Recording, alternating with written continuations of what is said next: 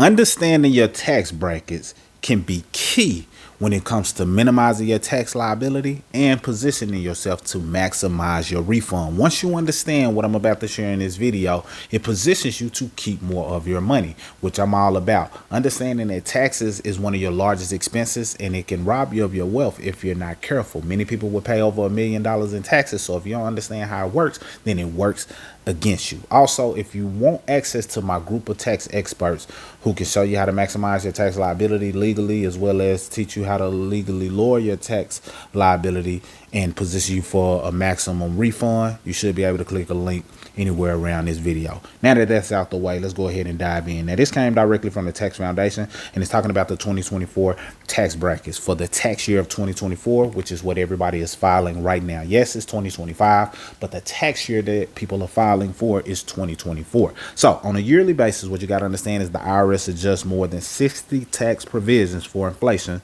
to prevent what is called a bracket creep. Bracket creep occurs when inflation, rather than real increases in income, pushes people into higher income tax brackets or reduces the value they receive from credits and deductions. See, when inflation kicks in, it shakes up some things, so it has a false appearance as if people are making more than they really are, because inflation is what's eating into what they actually seem to have been getting in the form of more income. So it's good that they build that in. Otherwise, it digs even a deeper hole. The IRS previously used the Consumer Price Index as a measure of inflation prior to 2018. However, with the Tax Cuts and Job Act of 2017, the IRS now uses the Chain Consumer Price Index to adjust income thresholds, deduction amounts, and credit values accordingly. So the new inflation adjustments are for the tax year 2024, for which taxpayers will file tax returns in early 2025, which is what I stated.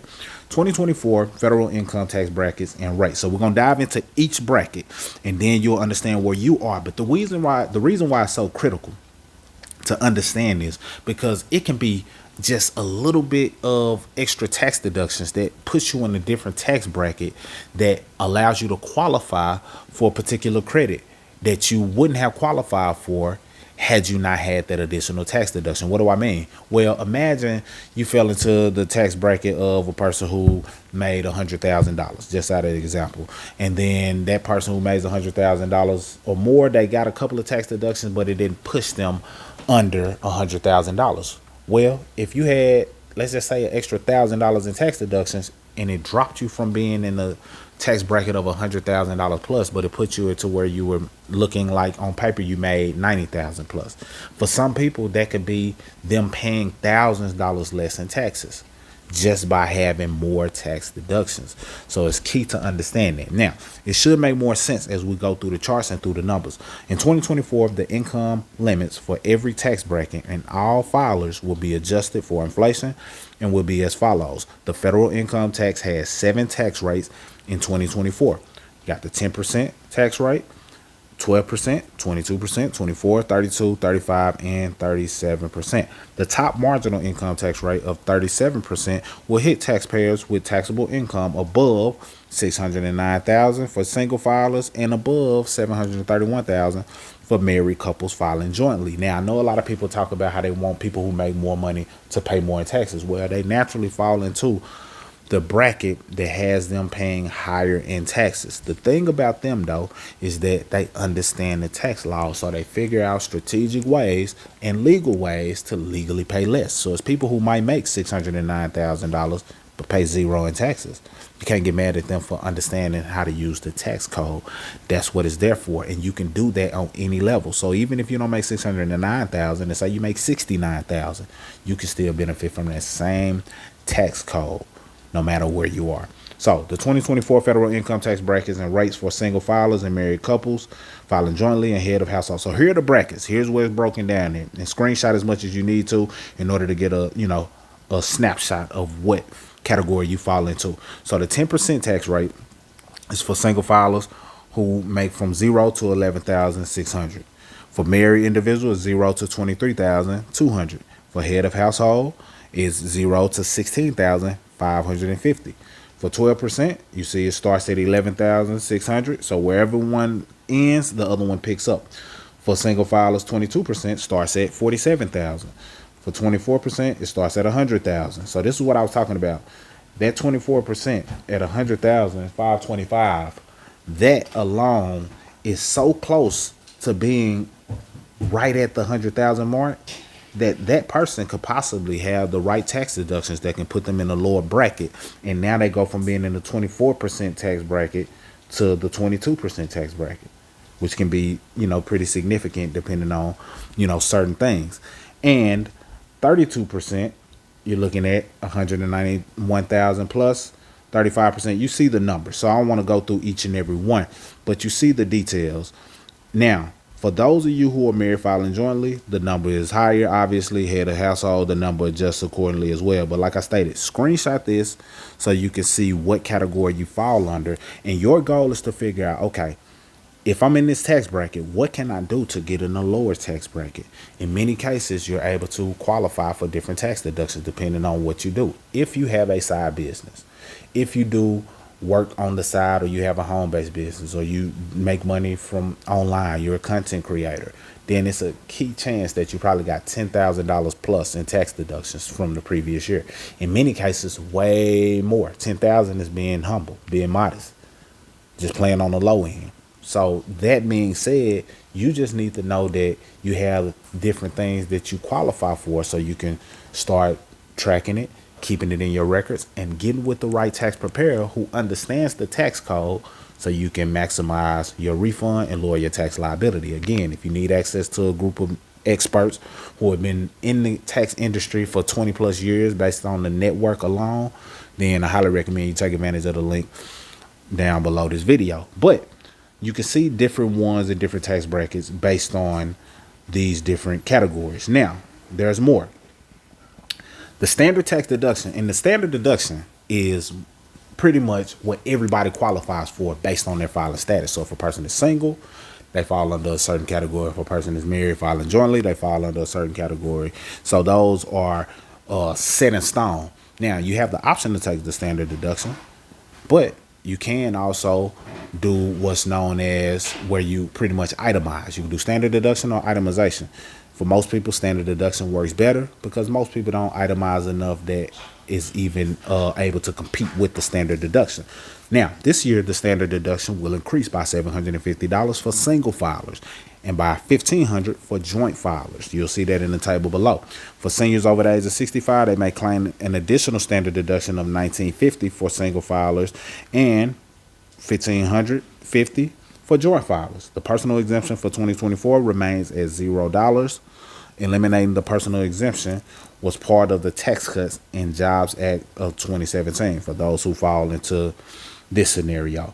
Now, here's the table that talks about basically the standard deduction. You see, single, the deduction amount is $14,600. Married filing jointly, $29,200. Head of household, $21,900. And just for the record, head of household is only for a person who's single and they're carrying a qualifying dependent. Not you married and you saying that you're the head of household. Married is married. Head of household is a person who's single, but they also have a qualifying dependent. I just want to point that out because a lot of people, mix that up. Then you got the additional amounts for married seniors as well as unmarried seniors down below.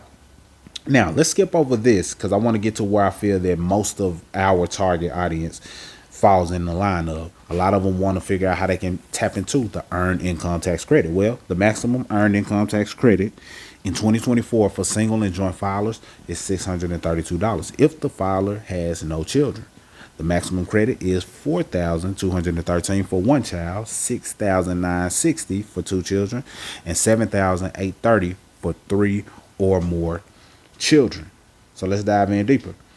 So here it states single head of household, no children, one child, two children, three or more. And you see that. Then down below, married filing jointly.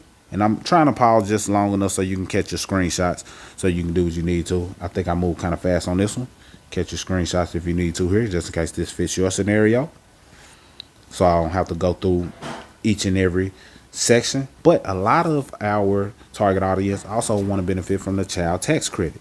The maximum child tax credit is $2,000 per qualifying child and is not adjusted for inflation. The refundable portion of the child tax credit is adjusted for inflation and will increase from $1,600 to $1,700 for 2024.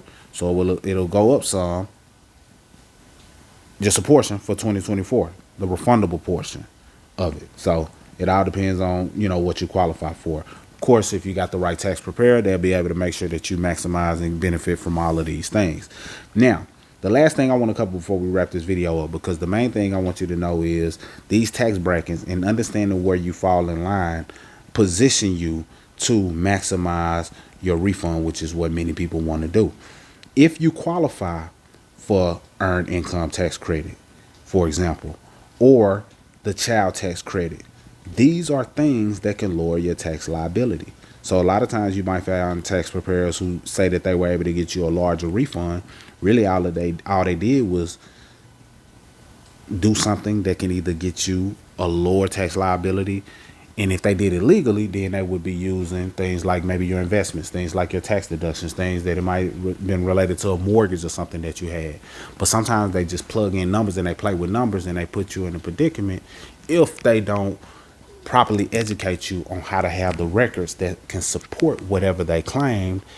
That way, in the event of an audit, you have your records that justify whatever it is that they included in your tax filing. So it's important to understand that the tax preparer can put you in a position to make sure that you maximize your refund, but educate you in a way that you are in position in the event of an audit, but also position you that so that going forward, you know exactly what you need to be doing throughout the year in order to get the most out of each tax season, no matter what changes take place. Because at the end of the day, when you understand the tax incentives that go along with having certain things in place, like a home-based business, like additional streams of income, now you position yourself to get access to over 400 tax deductions. Now, the only thing that would significantly make an impact is if it actually passes through what Trump is trying to do with having zero income tax. I'm interested to see how all of that plays out, but that's something that's on the table. Zero income tax. That will change the game. But for now, understanding tax brackets, understanding tax deductions positions you to keep more of your hard-earned money. And when you keep more of your hard-earned money, you're able to do better things with it and build wealth for you and your family. So hopefully you got something out of this video. Mr. Smith, signing out. Salute.